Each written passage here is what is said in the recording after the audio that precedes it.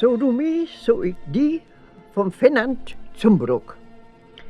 Ein Schlechter kwam toen Advokat. Herr Doktor, ik bitte um een woord.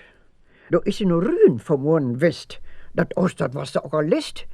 Dat het mi vleeskraft gestohlen, dat dier. 3 pund wohl. Even zog ik al weer.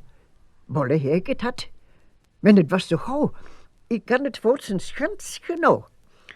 Und nu will ich es fragen. Wenn ich den Hund zien Herrn kenn, und wie hat die Sache auf den Grund, muss die denn nicht bezahlen für den Hund?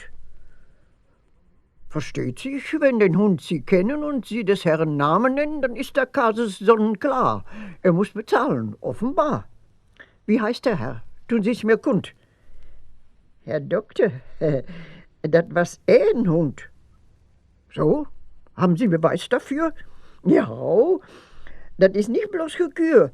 Mein Schüster und Fritz Borgenstedt und Snüters Franz und Schlapschoß Gert, ja, die heftet alles sein ganz wiss, dass das Juhn Rühn ist.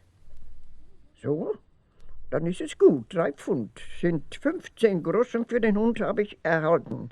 Und unterschreiben Sie, so, da. Die Schlechter nahm sich rasch das Geld und dachte, den heb ich aber prellt.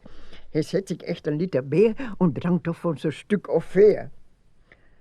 Den anderen Tag krieg ich einen Brief, worin die Advokat ihm schrieb, pro Konsultatione fordere ich 3 Mark. Maar meer was hij, dat is zo stark. De duivel zal den dokter halen. Men, het helpt hem niks. Hij moest betalen.